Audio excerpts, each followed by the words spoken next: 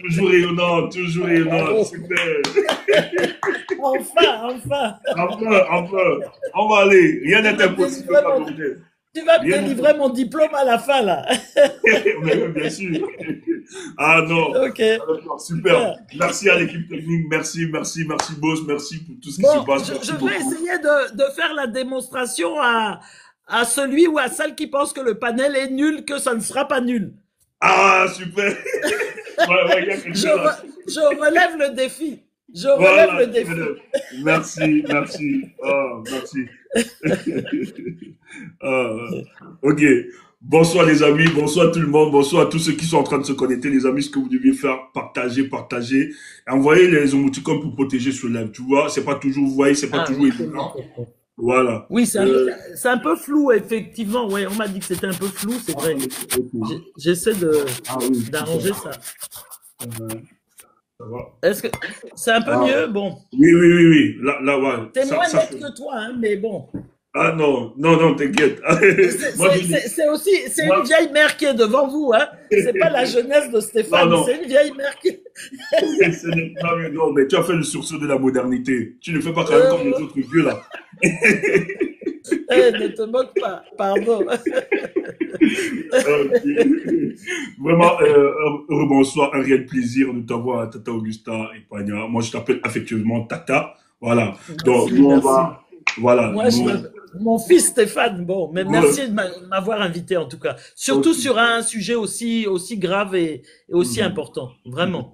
Bien évidemment. Ben, notre émission se passe en trois phases. Dans la première phase, c'est un entretien entre Stéphane et l'invité. Après la deuxième phase, nous avons une autre collaboratrice, la co-modératrice, hein, qui est Madame Kemda. Et d'ailleurs, elle est très versée sur la dimension historique. C'est elle-même, c'est son expertise en réalité, parce qu'elle nous fait souvent des lectures sur les héros camerounais qui sont battus depuis un certain temps. Nous avons fait beaucoup de lectures avec les pères de voilà indépendantistes à l'époque. Donc vraiment, elle va vraiment s'apaisantir sur ce domaine-là. Maintenant, la troisième phase, nous aurons des spectateurs qui vont monter, quelques personnes, sûrement on va pas être sûrement tellement nombreux, mais qui poseront directement des questions, hein.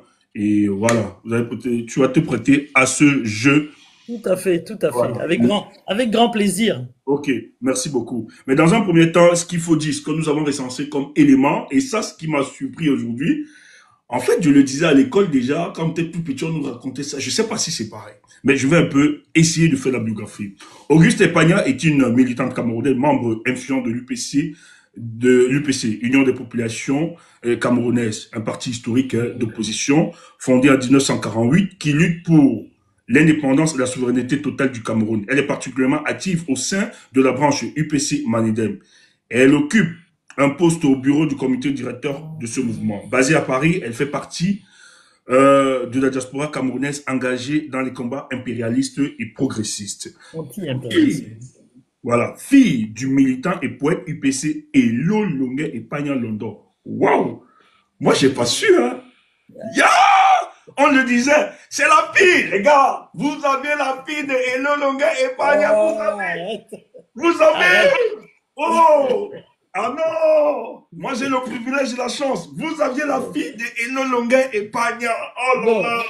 C'est il faut magnifique. être la digne fille de son père. Bon, En on plus, va digne voir. fille. On verra à Vraiment. la fin de l'émission. Ah non. Ah. C'est elle. Voilà sa fille. Elo Longuet que vous aviez répété quand vous étiez à l'école là. C'était une récitation, c'était une poète, c'était quelle? Enfin, Cameroun, Cameroun. oui, voilà. Après, on citait C'est le nom ça. de l'auteur. Voilà sa fille, les gars. Vous voyez quand vous ramène les crèmes des crèmes, non? Vraiment, bonsoir. Oh, Et les gens te bombardent déjà des étoiles, tata. Ok. Epaya s'inscrit dans une lignée de résistance face au néocolonialisme et à la répression exercée par les régimes successifs au Cameroun. Elle est également connue pour ses prises de position courageuses, notamment en hommage à des figures emblématiques comme N.S. Wandje, un des leaders historiques de l'UPC exécuté en 1971. En plus de son militantisme, elle a contribué à des ouvrages comme Cameroun, l'indépendance piégée, la lutte de libération, à la lutte contre le néocolonialisme, coécrit avec Jean Chatin et Abel Moutoudou. Ah, l'aîné, il est toujours là, hein. Un salut au grand il était frère. là. Ça fait longtemps. Ouais. Il était là. Et qui retrace l'histoire de la lutte anticoloniale au Cameroun. Son engagement s'étend à des initiatives comme le mouvement Stand Up of Cameroun. Chaque vendredi, il faut le rappeler, elle est en noir tout le temps, chaque vendredi, par rapport, en déplorant la situation politique de notre pays. Et, et à des analyses sur des figures telles que Puss Ndiaye, fondateur du journal Le Messager, qu'elle a salué pour son soutien aux forces du changement. Aujourd'hui, elle reste une voix active dans le débat politique camerounais, comme en témoigne son entretien exclusif ce soir avec Stéphane Tchumbo. Vraiment, merci d'être là. Maintenant, pour la petite histoire, nous étions au pays. Moi, j'ai milité au départ à l'UPC Manidem. Mais quand je suis revenu ici, j'ai vu qu'il y avait l'UPC Mandem aussi. Je me suis dit, ah ouais, c'est la même boîte, la même figure. Mais j'ai appris que non, c'était diamétralement opposé. C'est quoi l'histoire? Non, tu as lu, je me permets de te tutoyer, hein, je pense Oui, qu'on oui, peut, oui. Ok, on se on va tutoie. pas faire comme si on se vous voyait alors qu'on se tutoie. Voilà, Bon, justement. non, la petite histoire, c'est quoi? C'est que, alors, l'Union des populations du Cameroun, donc comme tu l'as rappelé, 10 avril 1948. 10 avril 1948, la répression sanglante contre l'UPC, la tentative d'éradication de l'UPC à travers ces figures historiques et les assassinats multiples que nous avons connus, Oumniobé, Félix Roland Moumier, Ernest Ouanier, systématiquement décimés, assassinés. Et évidemment, après l'assassinat du dernier chef historique, j'ai nommé Ernest Ouanier, le régime d'Ahidjo était convaincu d'avoir totalement éradiqué l'Union des populations du Cameroun. Et c'est vrai que l'UPC était au plus mal, il faut bien le dire, après l'assassinat de ce dernier chef historique. Donc, qu'est-ce qu'il est resté à l'époque, effectivement, en diaspora, il y avait un certain nombre d'étudiants qui étaient là, qui étaient des militants. Alors, il y avait l'UNEC, l'Union nationale des étudiants du Cameroun, Cameroun avec K, qui était un creuset, hein, une espèce de creuset de jeunes patriotes qui voulaient vraiment, qui avaient compris que l'indépendance pour laquelle on s'était battu n'était pas celle qu'on avait réussi à acquérir. C'est-à-dire que les Français avaient malheureusement réussi à installer leur homme de paille à la tête du pays le 1er janvier 1960. Par conséquent, il s'agissait de reprendre notre bâton de pèlerin et de voir comment poursuivre ce combat. Et donc après l'assassinat d'Ernest Ouanier, ce qui s'est passé, c'est que il restait encore un certain nombre de dirigeants, historiques, pas au même titre que les Ernest Ouadier, que les Oumniobé, que les Félix Roland Moumier, mais des gens qui les avaient côtoyés, qui étaient dans la direction de l'UPC. Et il se trouve que plusieurs de ces dirigeants étaient en exil. J'ai cité Ndo Michel et j'ai cité Wungli Masaga.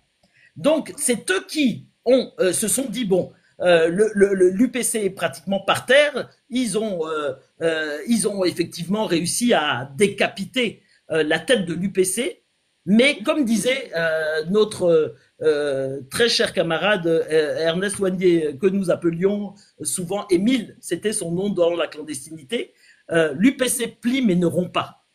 Et ils en ont fait la démonstration. Et ils ont lancé le MANIDEM, Manifeste national pour l'instauration de la démocratie. En 74. C'est avec Ernest Ouanier qu'on lance c'est après son assassinat. Non, après son assassinat. Okay. Après son assassinat, ça a été lancé en 74. Ses amis, lui ses amis du combat. Voilà, lui, après ça, il a été assassiné le 15 janvier 1971 oui. Et il y a eu cette période de latence où il fallait voir un peu quelle stratégie on allait redéployer pour relancer l'UPC, pour reconstruire l'UPC. Et c'est là que, effectivement, les quelques dirigeants qui restaient, notamment en diaspora, ont décidé de lancer le Manifeste national pour l'instauration de la démocratie, en abrégé MANIDEM. Et c'est nous, on fait partie de cette génération qui, au milieu des années 70, moi j'étais à l'UNEC, on a adhéré, enfin, il y avait il y avait un stage assez long à passer, etc. Alors, vraiment, les épreuves n'étaient pas faciles. Hein. Il fallait vraiment montrer qu'on était les dignes enfants de ces héros et ces dirigeants. Et nous avons donc on est d'abord passé dans le MANIDEM, Manifeste national pour l'instauration de la démocratie, qui était à 3 niveaux. Il y avait le courant d'opinion, il y avait le mouvement, le mouvement des masses, avec les associations proches de l'UPC, etc. Et il y avait le MANIDEM rouge qui était les comités de base, qui étaient clandestins. C'est-à-dire que nous étions tous organisés avec des pseudonymes et on pouvait se réunir à 5 à 10 personnes dans une maison, mais on ne savait pas, je ne savais pas comment tu t'appelais. On se réunissait régulièrement, mais on ne s'appelait que par nos pseudonymes et on ne se connaissait pas formellement. Pourquoi? Parce que pour des raisons effectivement de sécurité, il fallait préserver la sécurité de chacun. Et donc, le mode qu'on avait utilisé, qui a été utilisé dans beaucoup de mouvements révolutionnaires, était la clandestinité, était notamment l'utilisation de pseudonymes. Donc, c'est en 74. Et alors, l'UPC continue comme ça, etc.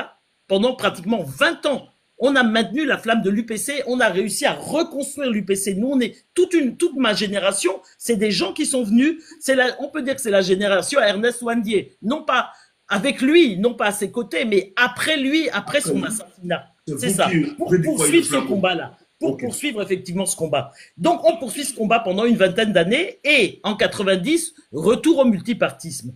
Retour au multipartisme et là, effectivement, l'UPC, notamment un certain nombre de camarades qui étaient en exil obligatoire, en exil forcé, rentrent au Cameroun. C'est là que les Makites sont rentrés, c'est là que les Mkoko Priso sont rentrés, c'est là que les Ndo Michel sont rentrés. Et on a eu un accueil magnifique. Vraiment, je ne peux même pas vous décrire l'accueil qu'on a eu. C'était incroyable. C'est-à-dire de l'aéroport jusqu'au cœur de Douala, il y avait les gens qui étaient massés sur les routes. Le multipartisme est déclaré, le vent de la démocratie est lancé dans les années 90. C'est ça. Les militants du RDPC, ceux qui étaient du l'UPC, pardon, ceux qui étaient dans la clandestinité, décident de retourner au pays. C'est ça. Et entre-temps, on avait reconstruit aussi clandestinement. On avait réussi à reconstruire des réseaux à l'intérieur, etc. On avait, dans l'ensemble des régions du pays, on avait réussi à reconstruire l'UPC, etc. Et là, tous ces militants-là de toutes les régions viennent accueillir les camarades qui étaient en exil, etc. Entre-temps, dans la clandestinité, on avait tenu 2 congrès. Un en 82 et un en 84. On a tenu 2 congrès et donc on avait une direction de l'UPC, etc. Donc les camarades rentrent et ils sont très très bien accueillis. Et évidemment, le régime voyant ça, qu'est-ce qui se passe? Le régime voit ça, donc Biya était déjà aux affaires. Ils se rendent compte que mais cet UPC-là peut vraiment ça peut être mauvais là, s'ils reviennent et qu'ils ont autant le vent en poupe, parce que ça reste le parti historique, qu'on le veuille ou pas. Après, ça c'est indéniable. Et donc du coup, il fomente les UPC gouvernementales. Ça a donc commencé avec les CODOC. Ça a commencé avec Dika Akwa. Dika Akwa, c'est ça. Le prince Dika Akwa. Ça a commencé chez lui. Les réunions, machin. Des gens qui n'avaient rien fait. C'est-à-dire, certains d'entre eux avaient été à l'UPC, mais avant les années 60. Et les CODOC, par exemple, CODOC a fait toute sa carrière à l'UNC. Il a occupé des postes importants, même dans des entreprises publiques, etc. Et comme par hasard, il revient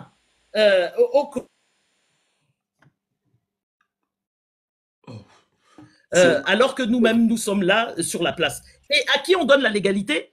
Devinez, on donne la légalité, évidemment, aux hommes de paille de l'UNC au nom de l'UPC.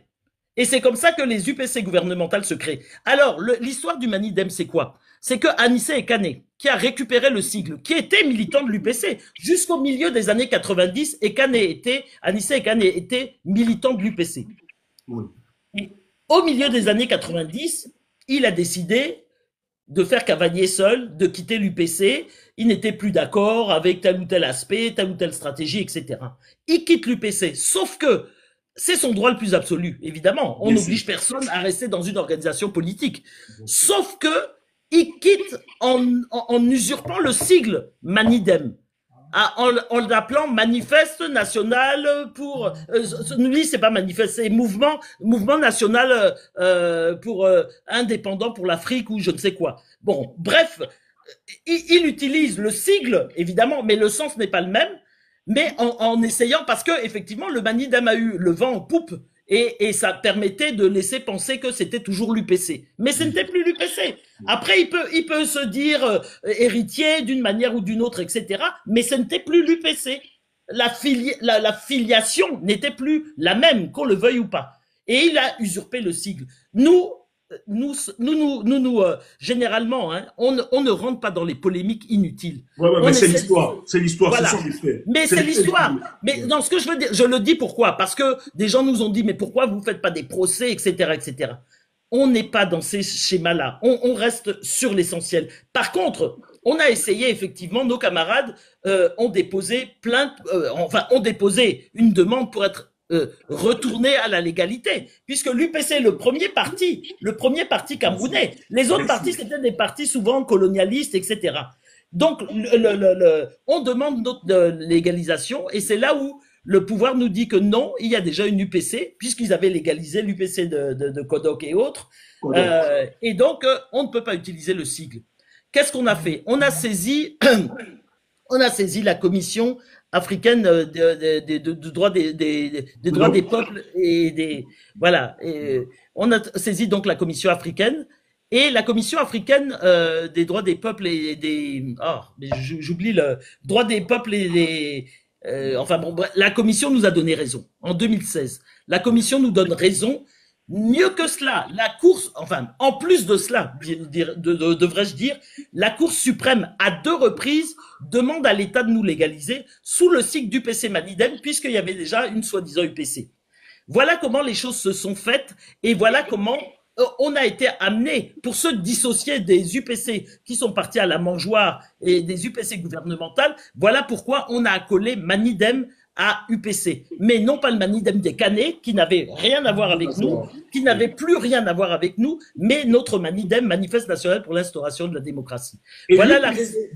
Et l'UPC du prince Djika à quoi? C'était lequel UPC? Il était la gouvernementale. C'était la gouvernementale. C'était la gouvernementale. Il n'y a qu'une seule UPC. C'est pour ça que nous, pendant longtemps, avant d'accoler Manidem à UPC, on disait l'UPC des fidèles. Je ne sais pas si vous vous rappelez, c'était UPC des fidèles. C'est pour dire qu'on reste dans la filiation. Pour nous, il n'y a pas eu d'interruption. Pendant 20 ans, on a continué à maintenir la flamme. On a continué à sortir la voix du Cameroun. On a continué à sortir des tracts. On a continué à organiser les Camerounais au Cameroun, puisque en 2016, malheureusement, on a plusieurs camarades on avait réussi à s'implanter dans des entreprises à Douala, à Yaoundé, etc. Il y avait des tracts qui avaient été distribués et il y a plusieurs de nos camarades qui ont été arrêtés à la suite de cette distribution de tracts, dont certains ont fait 7-8 ans de prison et sont ressortis très abîmés, ont été torturés, etc. Ils étaient à Choliré et pendant 7 à 8 ans, évidemment, et donc ils étaient extrêmement mal en point en sortant. Les moines Gaspard, Ebele Tobo, je cite des noms, juste s'il y a quelques personnes qui sont un peu anciennes ou qui s'intéressent depuis assez longtemps à la lutte, peut-être c'est des noms qui leur diront quelque chose, mais c'est des camarades donc qui ont fait 7-8 ans de prison dans les geôles d'Aïdjo à l'époque. Et donc, on a mené ce combat-là, cette flamme, on l'a maintenue, et des usurpateurs, des gens qui ont fait toute leur carrière dans le parti unique, dans le parti de la dictature, viennent à la fin pour dire que c'est eux l'UPC. Donc, tels que les Kodok, les Dikaakwa et d'autres encore, quelques autres. Et ceux qui sont aujourd'hui sur la place, qui sont qui continuent à s'agiter et dire qu'ils vont soutenir Biya, etc., aux prochaines élections. Donc, voilà un peu l'histoire et aujourd'hui, alors, pour en finir avec ce chapitre, ce qu'il faut savoir, c'est qu'aujourd'hui, parmi les 360, on en est à 300, presque 370 partis reconnus, on est les seuls à ne pas obtenir notre reconnaissance à ce jour, l'UPC Manidem. Malgré toutes les démarches qu'on a eu à faire, malgré la décision de la Commission africaine des droits de l'homme et des peuples, voilà, j'ai retrouvé la bonne dénomination, des droits de l'homme et des peuples, malgré les 2 décisions de la Cour suprême, jusqu'à maintenant, ils nous refusent de nous accorder, de reconnaître notre légalité. Jusqu'à maintenant. Voilà la situation dans laquelle on est. Aujourd'hui, nous avons l'UPC. Mais il y a l'UPC de Bakot, monsieur Bakot, ils sont allés à donner le soutien. Aujourd'hui, on a vu l'UPC, le professeur Baïbeg, les Henriette Ekouet, etc. Finalement, ça s'inscrit dans quel démon? On est un peu perdu. Il y a l'UPC Manidem. On est dans la mangeoire. On est dans la mangeoire. On est dans la mangeoire. Regardez leur position par rapport au pouvoir. De toute façon, la boussole, c'est quoi? Quelle est la boussole? Quel est l'élément qui permet d'apprécier comment dirais-je, le positionnement et la continuité de l'UPC. C'est son positionnement par rapport au régime néocolonial. Si tu vois des rapprochements avec le régime, c'est que c'est pas évidemment que ça n'a rien à voir avec l'UPC des fidèles et en l'occurrence l'UPC Manidem, bien évidemment. Donc toutes ces UPC là, malheureusement, sont dans le compromis, pour ne pas dire la compromission, et sont aujourd'hui dans des rapprochements. Eux-mêmes, ils se bouffent le nez entre eux, etc. Et donc ils se divisent, subdivisent, etc. Et comme d'habitude, comme à son habitude, le pouvoir a toujours l'habitude de s'immiscer dans les problèmes internes des organisations, de semer la zizanie en interne et donc participe aux divisions, subdivisions, etc. On l'a vu avec plusieurs autres partis. À chaque fois, c'est la même stratégie qu'ils utilisent avec le SDF, avec le CPP, avec etc. Ils ont tenté avec le MRC, avec toutes les organisations. À chaque fois, avec le PCRN, et à chaque fois qu'ils peuvent s'immiscer pour créer la zizanie, etc. ou pour entretenir une zizanie peut-être qui existe et qui est interne, évidemment, ils y vont à fond, parce que plus les forces dites du changement ou dites de l'opposition sont divisées, et plus ça les arrange, plus ça leur permet de perpétuer leur domination et leur pouvoir à la tête du pays, malheureusement. Ok. Merci pour... J'espère que c'est à peu près clair. Bon, non, c'est très clair, très clair. C'était un peu long, mais... Vraiment, on a revisité l'histoire ici, l'origine de l'UPC, et tout est clair. Je pense que ça doit nous servir, nous autres, ces éléments non, de... Je vois même des points là. Chaque UPC va dire qu'ils sont légitimes. Légitimes par rapport à quoi? Excuse-moi, je lis en même temps. Ouais. Qu'est-ce qui fait la... On aura les questions. Non, Si qu'est-ce qui fait la légitimité de l'UPC? La légitimité de l'UPC, c'est la fidélité aux idéaux initiaux de nos pères fondateurs, aux idéaux de ceux qui ont construit l'UPC. La légitimité, elle ne tombe pas du ciel. Tu ne peux pas être légitime si demain tu vas t'associer à ton bourreau, t'associer aux colonisateurs, t'associer aux néocolonisateurs. Tu ne peux pas être légitime dans ces conditions-là. Celui qui a détruit ton parti, celui qui a assassiné tes dirigeants, les leaders historiques, etc., tu vas t'associer à eux et tu vas te dire que tu es légitime. Non, c'est pas une question de bouche. C'est une question de ligne politique, d'orientation politique et de fidélité à ces orientations et aux orientations originelles. On n'est toujours pas indépendant. L'unité du pays, on ne l'a pas. Donc, ces idéaux-là, ils restent à construire. Et par conséquent, ceux qui sont fidèles, c'est ceux qui poursuivent ces idéaux-là. Voilà, je vous réponds déjà à une question. Ok, merci. C'est la combattante Augusta et Voyant, ça fait plaisir. Oui, mais nous revenons quand même. Nous avons été choqués depuis quelques jours et ça fait un débat sur tous les panels partout à la radio. Élie Milobert, qui, je ne sais pas s'il est militant d'un parti, mais il est porteur d'un projet, le projet Catal, et homme politique, qui fait beaucoup d'analyses sur les plateaux de télévision. Il déclare, il dit ceci, qu'il n'y a jamais eu de génocide au peuple amléké, bien évidemment, et que s'il y avait du génocide, et qu'est-ce que les gens du Mbo disaient. Et il présente justement le dernier leader, celui-là qui est sur la lutte du combat, votre dernier leader, qui est une référence vraiment dans la pérennisation du combat des UPC fidèles. Il estime que c'est un bandit, qu'en fait, en 1960, l'indépendance du Cameroun est déclarée, que ça ne justifiait plus la lutte que menait Ernest Nwandi. Donc, Ernest Nwandi, pour lui, est un bandit. Et nous avons constaté que dans l'histoire, ce narratif est un narratif aussi qui était porté par le colon et par l'administration coloniale. Quelle est votre lecture? Alors, je ne sais pas, il n'y a pas de mots pour qualifier ces propos-là. Il n'y a pas de mots. Moi, je ne suis généralement pas dans l'invective. Je suis toujours dans le débat politique et dans l'argumentation politique. Mais pour moi, c'est le pire des bandits. Ce type-là est un bandit, un usurpateur. Et je pense que le problème, c'est que, en même temps, il est l'élément d'un système. Il est l'élément d'un système.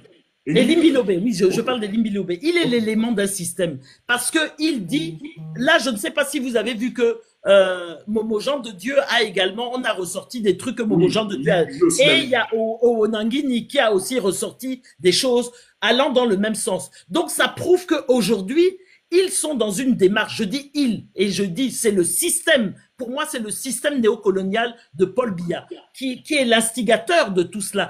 Tout ça c'est la poursuite de l'instrumentalisation, l'ethnicisation de la politique aujourd'hui au Cameroun. Non, ça n'a pas commencé aujourd'hui, hein, ceci dit.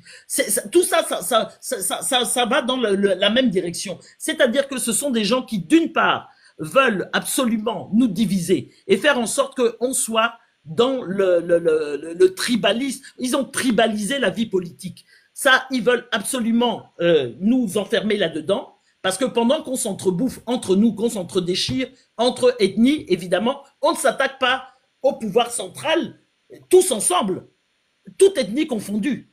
Hein? Évidemment, ça c'est la première des choses. La deuxième chose, c'est que il leur faut absolument discréditer l'âme immortelle du peuple camerounais. On est peut-être faible, on n'est pas reconnu, mais ils savent très bien qu'il y a une vigie dans ce pays, c'est l'UPC Manidem. Je ne le dis pas parce que je suis dans ce parti, mais c'est parce que ça a toujours été un parti transnational, transethnique. Ça, c'était la devise de tous les pères fondateurs. Tous les pères fondateurs, leur devise, c'était l'UPC. S'ils ont choisi Union des populations du Cameroun, c'est pas par hasard. Ils n'ont pas tiré ça d'un chapeau pour dire que on va choisir ce nom-là. C'était dans leur volonté très forte et très explicite de dire du nord au sud, de l'est à l'ouest, etc. Nous sommes tous Camerounais, nous devons construire la nation camerounaise ensemble. Ça, c'est la première chose. Et ils étaient intraitables sur ces questions-là. Quand vous reprenez tous les écrits de l'UPC sur les questions de tribalisme, ils étaient intraitables. Et le plus intraitable de tous les intraitables, c'était justement Ernest Ouandié. Tous les textes que j'ai repris, Ernest Ouandié était absolument là-dessus. C'était quelqu'un qui ne laissait rien passer. Rien passer. Et le premier des combats qu'il menait, c'était dans sa propre tribu. Et chacun de... Mais Oum le faisait également. Mais il paraît que... Et j'ai relu, pour préparer l'émission, j'ai relu un certain nombre de documents. Et dans ces documents-là, il apparaissait que souvent, Ernest Ouandié n'était pas très... les gens disaient que c'était un monsieur très sévère, très dur, etc. Pourquoi? Parce qu'il était intransigeant sur les principes. Et que le camarade... J'ai relu comment dirais-je, des témoignages qui disaient que il a repris des camarades en plein public parce qu'ils avaient tenu des propos déplacés qui allaient, bon, un peu tribalistes, quoi. Mais bon, même si c'était pas très, mais même sur les petites choses, il ne laissait rien passer. Il était intransigeant. Donc, quand tu entends ce que tu entends maintenant par rapport à lui, mais c'est insupportable. C'est un monsieur d'une rigueur extrême sur le respect des principes, sur les questions de tribalisme et sur la question du non-favoritisme. Vraiment, il était. On raconte que on avait fait venir. Il y avait l'UPC a bénéficié de bourses pour l'Union soviétique et pour la Chine. Et donc beaucoup de gens sont même un certain nombre de personnes venaient vers l'UPC pour ces raisons-là. Et beaucoup de jeunes Camerounais à l'époque ont bénéficié de ces bourses. Il se trouve que le papa le père de Moumié, qui était aussi un militant UPCiste, avait ramené un jeune qui avait un lien de parenté avec Ouandié. Et Ouandié l'a vu, il l'a salué, bien. Et donc le père de Moumié a dit, mais voilà, je l'ai amené pour que lui aussi puisse bénéficier des bourses. Et là, Ouandié a été intraitable. Il a dit non, mais ça ne se passe pas comme ça. C'est pas parce que c'est un de mes parents qui va bénéficier de la bourse. Ça ne se passe pas comme ça. Et devant tout le monde. Vraiment, il a très poliment, très gentiment, il a éconduit la personne et le père le père de Moumié et son jeune parent en disant non, ça ne se passe pas comme ça, je ne peux pas, tu n'auras pas la bourse parce que c'est moi. Il n'était pas seul à décider, mais il faisait partie du collectif qui décidait à qui on attribue, etc. Donc c'est pour vous dire que quand on entend les insanités d'un Elie Bilobé, de tous ces détracteurs-là qui essaient de salir la figure d'Ernest Ouandié de cette manière-là, c'est insupportable. Parce que vraiment, quand on connaît le personnage, et nous on le connaît évidemment, je n'ai pas eu l'honneur de le connaître, mais à travers, j'ai rencontré beaucoup de nos anciens, puisque je suis dans la lutte quand même depuis très longtemps, j'ai rencontré plusieurs de nos anciens qui l'ont côtoyé. Notre grand camarade Njacep Mathieu, qui a été son secrétaire, a témoigné à maintes et maintes reprises. Il y avait Ngania Florent, avec qui il marchait tout le temps, Gagna Florent, qui malheureusement est décédé à ce jour, mais qui a fait partie de la LNK, qui avait perdu un bras d'ailleurs. C'est des gens qui ont côtoyé Ernest Ouandié, qui ont témoigné. Moi, j'ai relu pour préparer l'émission beaucoup de témoignages. On avait sorti une voix du Cameroun pour rendre hommage à chaque date anniversaire de l'assassinat. On sort un numéro spécial et on avait sorti un numéro spécial en 81 où il y avait des témoignages de plusieurs de nos camarades qui ont côtoyé et rencontré Ernest Ouandié, et ils disaient toute l'admiration qu'ils avaient pour cet homme d'une grande rigueur, vraiment très rigoureux, qui, effectivement, c'est peu de le dire parce que on le voit, la manière dont il va au peloton d'exécution. J'allais dire, qui a donné toute sa vie à la lutte, mais c'était pas vraiment seulement vraiment des déclarations en l'air. On le voit, puisque il va au poteau d'exécution, il refuse qu'on lui bande les yeux, et à la fin, il dit que de toute façon, la lutte finira par triompher. Ce combat finira par triompher, etc. Et il regarde ses bourreaux dans les yeux. C'est-à-dire que vraiment, à aucun moment, il n'a fléchi. À aucun moment, il n'a cédé à quoi que ce soit. Il a été torturé, il a subi les pires sévices, mais il est resté toujours droit jusqu'au bout. Et ça, Njacep Mathieu en témoigne, puisque Njacep était son secrétaire et ils ont été arrêtés ensemble et ils ont jusqu'au bout, ils ont été ensemble, et ils témoignent de cette grandeur et toujours le souci de ses camarades. Toujours d'abord protéger ses camarades. Toujours, toujours et encore et encore. Alors quand maintenant tu entends que on va jusqu'à l'accuser d'avoir spolié des terres dans tel ou tel. Mais moi je n'avais même jamais entendu cette histoire-là. Et on sait très bien qu'à l'époque, il y avait beaucoup de révisionnisme finalement, ce qu'Elie Bidoulobé déclare. Que... Ah mais clairement, il y a des gens qui veulent absolument.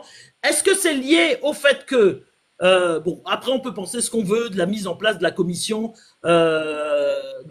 sur l'histoire du Cameroun par Macron. On peut en penser ce qu'on veut, mais le fait est que une chose est sûre, c'est qu'elle confirme qu'il y a bien eu une guerre au Cameroun, qu'on a décimé des centaines et des centaines de milliers de personnes, qu'on a rasé des villages entiers, etc. Ça, au moins, personne ne peut plus douter de ça.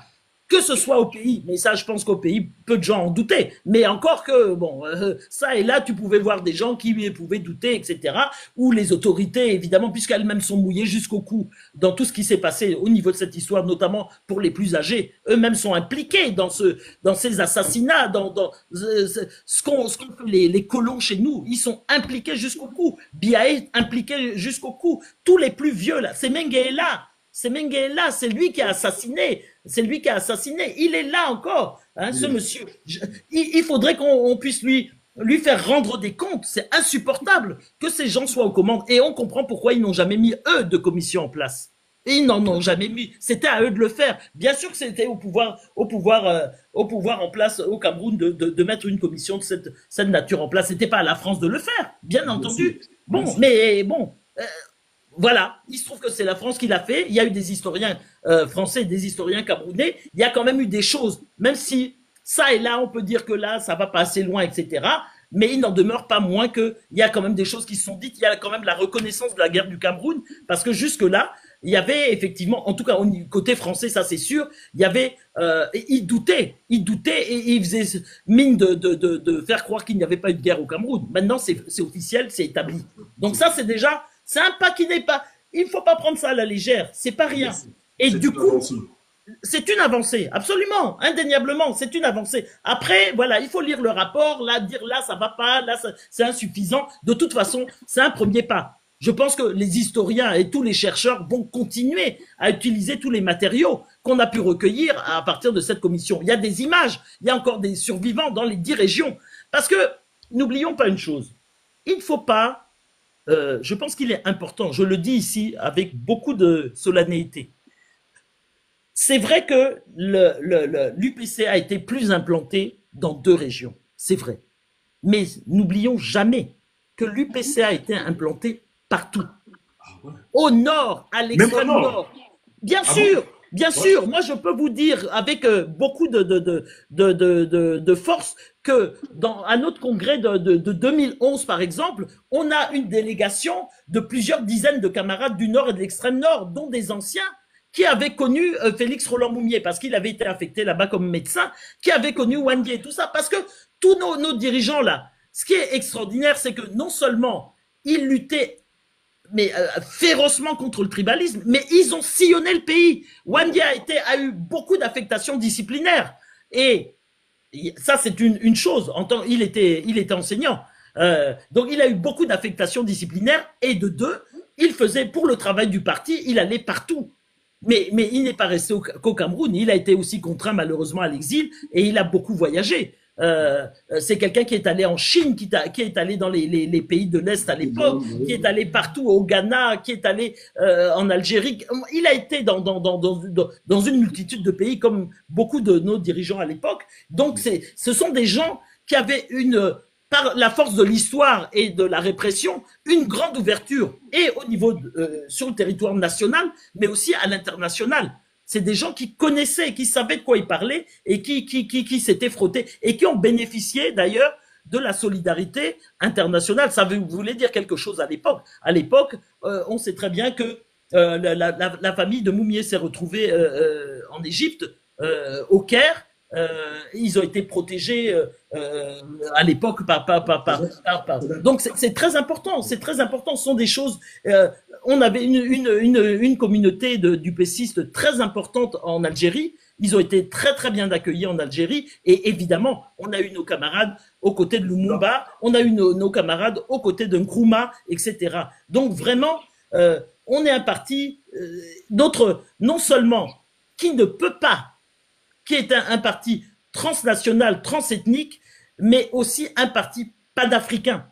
On ne peut pas n'être enfermé que sur le Cameroun. Depuis le début, on a été au RDA, Rassemblement démocratique africain. Avant même que l'UPC ne soit constitué, on a été observateur parce que l'UPC était déjà était déjà en gestation. Oum est allé comme observateur au premier congrès, au premier rassemblement du rassemblement du RDA, au premier congrès du RDA. Et après, une fois l'UPC a été constitué, il en est devenu vice-président. Malheureusement, les Houphouët, les Senghor et tout ça ont dévoyé après le RDA, mais il n'en demeure pas moins qu'au départ, c'était ce Rassemblement démocratique africain avec l'idée de construire vraiment l'unité de l'Afrique au service des peuples. Donc voilà un peu. Moi, ce que je voulais dire sur Ernest Ouandié, c'est que vraiment, ce grand chef historique là, on ne peut pas tolérer et on ne va pas laisser faire. C'est pas fini, c'est pas fini.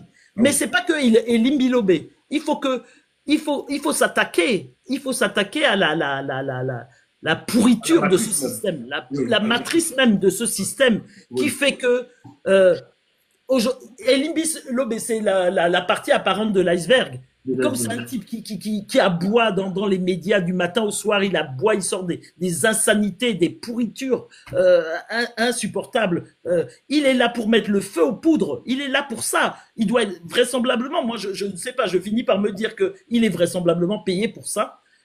Mais il n'est pas seul. C'est la partie apparente de l'iceberg. C'est un système. C'est un système qui ne, comment dirais-je, qui n'active que des leviers liés à la haine, à la division, à la tribalisation, à tout ce qui peut effectivement ne pas faire unité. Et nous, on incarne le contraire. Et l'objectif dans ça, parce que mais l'objectif, c'est quoi? C'est que pendant qu'on s'entre-déchire entre nous, ça fragilise notre cohésion à l'égard de notre combat contre ce régime. C'est ça. À partir du moment où vous divisez votre peuple, vous avez la garantie et que, évidemment, vous divisez en donnant des boucs émissaires. Aujourd'hui, c'est les Bamileke, demain, c'est ceci. Après, bon, bref, les Bamileke vont être chargés de tous les maux. Et à partir de là, pendant qu'on s'entre-déchire entre nous, on ne fait pas l'unité. L'unité des Camerounais contre le régime néocolonial ne se fait pas. Alors que tu ailles au nord, au sud, à l'est, à l'ouest, dans la zone anglophone, c'est pour ça qu'on dit à nos frères anglophones, mais vous croyez qu'au nord, à l'extrême nord, ils sont mieux lotis que vous? Mais ils sont bien moins lotis. Eux, ils vivent au Moyen-Âge. Ils vivent au Moyen-Âge. Pourtant, Ahidjo était là pendant 20 ans. Hein. Alors, vous savez, moi, ce qui est pour moi très important, c'est qu'on comprenne une chose. Ils tribalisent la vie politique. Mais ceci dit, ils sont très unis entre eux. Cette bourgeoisie-là, vous regardez, elle est multiethnique. Ah oui. Multiethnique, vous regardez, chacun peut voir que au niveau du RDPC, tu as des profiteurs de ce régime de toutes les ethnies du Cameroun. En tout cas, les principales ethnies de toutes les régions du Cameroun. Elles sont là et ils sont unis entre eux. Mais par contre, ils vont instrumentaliser le peuple pour que le peuple se bouffe entre lui. Ils n'instrumentalisent pas contre le régime, puisqu'ils sont entre eux. Mais regardez au niveau du pouvoir, ils sont entre eux. Vous avez des Bamileke, vous avez des Sawa, vous avez des Beti, vous avez des Nordistes. Ils sont entre eux et ils se défendent. Ils défendent leur système, ils défendent leurs privilèges, ils défendent leurs profits. Donc vraiment, pendant qu'ils nous divisent, eux sont très unis. Très unis. Ça a toujours été. À l'époque d'Ahidjo, c'était déjà ça. Mais même si à Ahidjo, on disait que c'était les nordistes, mais il y avait des gens de toutes les régions qui étaient derrière lui, qui constituaient son régime. Vous regardez ces ministres, ils faisaient leur dosage, leur faux dosage là et tout ça. Donc vraiment, pendant qu'ils nous divisent, ils nous divisent pour qu'on ne s'attaque pas à eux, pour qu'on ne constitue pas la force qu'on devrait constituer pour les mettre hors de la sphère nationale, qu'on les mette KO et qu'on ne parle plus de ce régime néocolonial. C'est ça le problème. Leur objectif, il est celui-là. Il n'est pas un autre. Il n'est pas un autre. Et quand il y a division d'un peuple, évidemment, ben, on a plus de difficultés. On a beaucoup plus de difficultés à gagner les combats qu'on mène. Ça, c'est certain. Et nous, ça fait 60 ans que ça dure. Regardez au niveau de tous les peuples africains qui réussissent. C'est parce qu'ils réussissent à s'unir. Malgré tout, même ne serait-ce que sur une base commune. Mais ce qui est grave, c'est que ceux qui le font, qui amplifient la division, c'est des gens qui se présentent à nous comme étant des opposants. Oui, oui. Alors, oui, il y a des gens qui se présentent comme des opposants. Il y en a d'autres qui ne le sont pas et qui instrumentalisent ça. Mais vous savez très bien que parmi ces opposants-là, mais moi, je me suis mis, je mets un point d'honneur, et pas que moi, en général au niveau de notre parti, on ne vient pas régler nos comptes avec les opposants. On n'est pas là pour ça. Nous, on mène le combat, on sait pourquoi on le mène, on sait qui est notre ennemi, on sait quels moyens il faut qu'on ait pour... on sait quel type de stratégie il faudrait. Il faudrait une stratégie, effectivement, unitaire, au moins sur une base minimale. Au moins sur une base minimale. Moi, je dis une chose. Vous ne pensez pas que depuis là qu'on nous malmène avec les élections bidouillées, là, depuis des décennies et des décennies, vous ne pensez pas que si on s'était unis au niveau de l'opposition, sérieusement, pour dire code électoral, pour maîtriser le processus électoral. Nous, c'est pour ça qu'on parle de transition. Pourquoi on parle de... Excuse-moi, hein, je parle du coup, je quitte un peu notre sujet. Mais pourquoi on parle de ça? Pourquoi on dit ça? Parce que le processus électoral est bidouillé depuis 60 ans. Même sous Ahidjo. Mais, sauf que sous Ahidjo, c'était le parti unique. Donc là, on n'en parle même pas. Mais depuis que Biya est là, le processus électoral est bidouillé et contrôlé par eux. Si on s'était mis tous ensemble, nous, c'est en 2000 qu'on a sorti les 6 conditions pour réussir des élections au niveau du pays. 6 conditions. C'était évidemment la refonte totale du code électoral, c'était la liste sur les inscriptions, la liste sur les... l'inscription sur les listes électorales, c'était l'âge, élection à 2 tours, c'était pouvoir voter à partir de 18 ans, etc. Voilà. Il y avait tout ça. Depuis 2000. Mais si depuis 2000 et même avant, pourquoi pas avant, mais prenons même 2000, on s'était mis tous ensemble pour dire bon, rien que sur cette question-là, et peut-être sur les libertés publiques, parce qu'on a tous intérêt à ce que les libertés publiques soient effectives au Cameroun. Parce que hier, on arrêtait les militants de l'UPC. Aujourd'hui, on arrête les militants du MRC. Demain, on va arrêter les militants du PCRN. Si ils vont, on arrête même des militants associatifs. On arrête même les quelques chefs coutumiers qui osent remuer un peu, dire non, faire non de la tête, etc. Donc, vous voyez, aujourd'hui, toutes les sphères de la société sont touchées par la répression. Et on nous passe systématiquement devant les tribunaux militaires. Mais où est-ce qu'on a vu ça? Dans un pays, pour tout et rien, on vous passe devant les tribunaux militaires. Les tribunaux militaires, c'est pour les militaires, c'est pas pour les civils. Donc, vous voyez, on est dans un pays on marche sur la tête. Donc, si sur la question électorale et sur les libertés publiques, deux questions essentielles. Pourquoi les libertés publiques? Pourquoi? Parce que les libertés publiques, c'est ça qui vous permet de faire des réunions publiques librement. Si moi, je veux faire des réunions publiques avec tous les partis d'opposition, je dis, bon, demain, je fais une réunion publique avec le MRC, avec le PCRN, avec l'UDP, je ne sais pas qui encore, et on se réunit, et on décide que, bon, on va organiser une marche. C'est ça, les libertés publiques, parce que c'est dans la Constitution, c'est dans nos textes. On va organiser une marche, bon, il ne s'agit pas d'aller casser quoi que ce soit, mais on va organiser une marche, puisque normalement, on a le droit de le faire, etc. Donc, les libertés publiques, c'est essentiel pour chacun d'entre nous. Pour nous tous, c'est essentiel. Aucune organisation politique de ce Cameroun-là, à part ceux qui sont du RDPC ou clairement vendus au RDPC, peuvent nous dire que non, ils n'en ont rien à faire. Et encore que, même ça, aujourd'hui, on ne te touche pas, demain, on peut te toucher. Parce que même entre eux, il y a des règlements de compte. On voit comment ils s'entrebouffent entre eux, ils s'entredéchirent. Et on sait très bien que le pays ne fonctionne que sur les clans aujourd'hui. Donc les clans, si tu n'es pas dans mon clan, demain, attention, je peux te tenir en joue et te liquider, etc. On le voit quotidiennement. Chacun de nous sait comment ça fonctionne dans notre pays. Donc autant d'éléments, voilà, qui sont essentiels. Et je pense que, voilà, ils nous divisent pour cette raison-là, parce que pendant qu'on fait ça, pendant qu'on se divise entre nous, on n'est pas unis contre eux.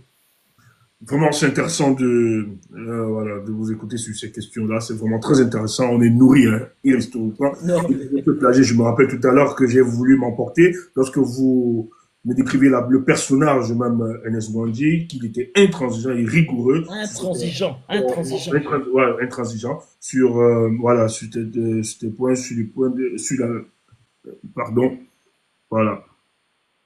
sur les valeurs, sur la lutte. Ah là là, on a un souci, il y a un petit souci, désolé les amis, il fallait régler ça.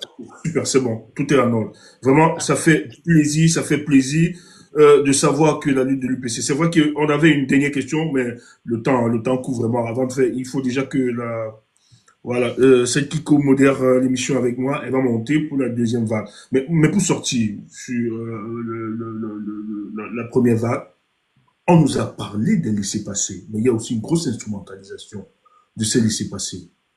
Les gens ont souvent présenté la notion de laissés-passer qui était délivrée, je sais pas, par le colon, comme étant une volonté de confiner le peuple bamileke parce qu'ils étaient une menace pour la cohésion sociale et pour le peuple.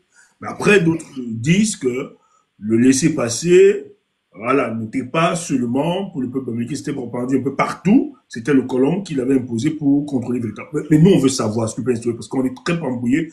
Nous sommes un peu perdus avec la notion de laisser-passer. Pourquoi le colon avait pensé à ça? C'était quoi l'objectif? Non, alors, déjà, moi, je pense qu'il faut pas... chacun ne peut pas regarder l'histoire de la résistance du Cameroun seulement à l'aune de sa communauté. Je pense qu'il est important. Oui. Non, il y a une instrumentalisation. Oui, mais non, je suis d'accord. Voilà, c'est les gens, hein. Nous, on ne savait même pas que ça existait. Voilà. Non, mais ce que je veux dire, c'est qu'aujourd'hui, par exemple, on nous parle de génocide bamileke. Bien sûr. Moi, je ne pense pas qu'il y ait un génocide bamileke. Il y a eu, alors on peut appeler ça une volonté, il y a comment dirais-je, des crimes commis contre les populations du Cameroun. Bien sûr. Et particulièrement contre l'UPC. Parce que si on parle de génocide, parce que si on définit le génocide tel que c'est défini dans les textes officiels, etc., c'est la volonté d'éradiquer une communauté en particulier. S'il y a une communauté en particulier qu'on a voulu éradiquer, mais ça ne se définit pas comme ça. Comment dirais-je, je l'énonce comme ça volontairement. C'est la communauté UPCiste.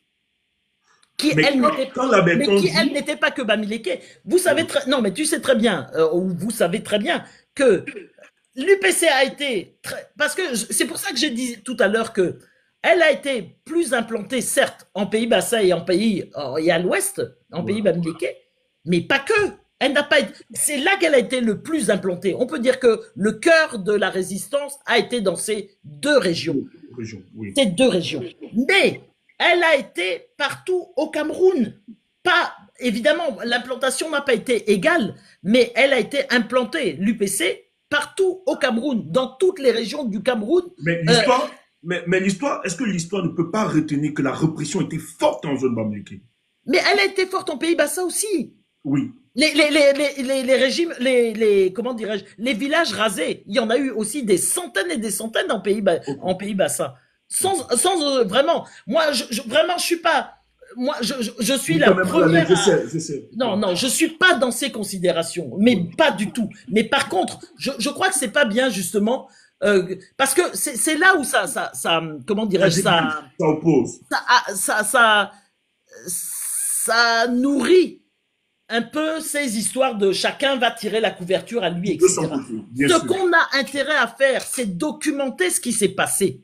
C'est documenter au maximum ce qui s'est passé. En pays Bamileke, en pays Bassa, et partout. Il faut documenter partout. Donc, la grammaire qui sera intéressante pour nous autres Camerounais, c'est dit, il y a eu un génocide camerounais, des Camerounais. Oui, alors, c'est ça. Après, c'est ça. Il faut définir, est-ce qu'il y a eu un génocide ou est-ce qu'il y a des crimes contre l'humanité au Cameroun? Okay. Tu vois? Voilà. Moi, c'est un peu ça. Parce que quand tu dis génocide, ça veut dire que les crimes étaient dirigés contre une communauté en particulier. Tu vois? C'est là où, est-ce qu'il y a eu volonté d'éradiquer le peuple camerounais? Quand l'embêtons. En tout cas, une chose est sûre, c'est qu'il y a eu crime contre l'humanité au Cameroun. Ça, c'est indéniable. Madame Augusta, quand l'un des spécialistes de la répression, les Lambertons, il dit c'est une indépendance avec le caillou le caillou dans la chaussure, il se réfère à quoi? Non, non, mais sans aucun doute. Mais attends, parce que quand tu lis ce que les colons écrivaient sur nous, sur le peuple camerounais, et comment ils montaient les uns contre les autres, ils ont voulu démontrer que les Bamileke n'étaient pas des Bantous, que les Bamileke étaient un peuple qui s'était, en gros, qui s'était imposé au territoire national, etc., etc. Mais à différentes périodes, ils ont instrumentalisé un groupe ethnique contre un autre, etc. Sur les Bassa à d'autres périodes, au moment où la lutte était en pays Bassa, comment dirais-je, la lutte était au plus haut. Ils ont essayé aussi d'instrumentaliser les Bassa, enfin de pointer les Bassa comme étant ceci ou cela, etc. Donc on se rend compte que effectivement il y a tentative. Pour les colons, depuis le début, les colons ont toujours, évidemment, utilisé l'arme de la division. Utilisé, comme ils l'ont fait, par exemple, au Rwanda. Tu vois, ils disent que les Hutus, les Tutsis, machin, ceci, cela. Dans tous sur toute l'étendue de l'Afrique, ils ont utilisé les uns contre les autres. Et ils les ont montés les uns contre les autres. Donc, quand ils disent ça à un moment donné, pourquoi? Parce que effectivement, la lutte battait son plein dans la région de l'Ouest. Et à ce moment-là, il fallait discréditer les Bamileke, il fallait les enfoncer, il fallait que le reste des Camerounais se tournent contre eux, etc. Bien évidemment. Et aujourd'hui, qu'est-ce qui se passe? Aujourd'hui, le fait que... alors, il faudrait... Moi, je ne suis pas spécialiste de ces questions-là, mais par exemple, l'histoire des terres. Au niveau des terres, la manière dont les terres s'héritent, la manière dont est-ce que les terres s'héritent, les terres s'achètent, etc. Selon les régions, évidemment, on reste très attaché au fait qu'on ne vend pas la terre. Les terres s'héritent, voilà, il y a une espèce de succession, etc. Et puis, il y a aussi, dans certaines régions, le fait que les terres sont un peu, entre guillemets, confisquées par les notables. Du coup, le commun des mortels ne peut pas accéder à la Terre. Donc, du coup, si tu peux pas accéder à la Terre, tu es peut-être contraint et forcé d'aller dans d'autres régions pour voir, pour t'installer, pour essayer de voir si tu peux pas avoir ton lopin aussi ailleurs, etc.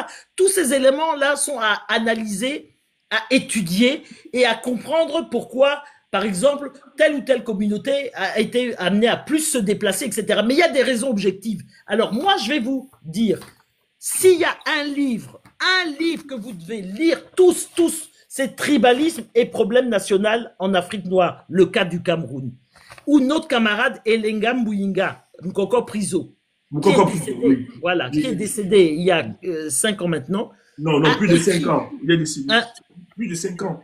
non, non, pas, il est mort en 2019. Ah non, 2019. non, moi j'étais au pays quand il est mort. Hein. Non, 2018 ou 19, hein. Ouais, Pas plus. c'était avant. Pas, Voilà. bon. Donc, 2017. je vous, non, non, non, pas de, ah non, ça c'est sûr que non. Non, non, Ah non, bon? non, non, non, non, non, non. Donc, ce livre-là, et il étudie justement, il y a de très longs chapitres sur le pourquoi, le ciblage de nos frères et sœurs Bamileke. Pourquoi? Hein? Et vraiment, mais il l'étudie scientifiquement. Scientifiquement, il donne des éléments, des arguments. Pourquoi les gens se déplacent? Pourquoi ci? Pourquoi là? Il faut lire ce livre. Faites tout. Il est édité à l'Harmattan. Je pense que il doit être en rupture parce que le livre est paru dans les années 89, en Oui. 89. Mais si beaucoup de gens vont le réclamer, ils vont le rééditer. Il faut dire que vous voulez ce livre, etc. Il réédite en fonction de la demande. Le nom du livre. Le nom du livre, c'est Tribalisme et problème national en Afrique noire, le cas du Cameroun. Et il y a de très longs chapitres sur la question du tribalisme, sur le pourquoi de la stigmatisation de nos sœurs et frères Bamileke, etc. C'est très intéressant. Et ça permet d'objectiver les choses, de ne plus regarder ça en disant, voilà, Oui, on objective, on comprend pourquoi ça se passe comme ça.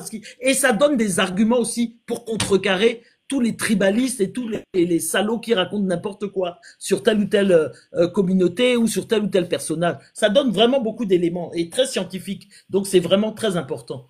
Donc, non, non. Merci, Madame Augusta.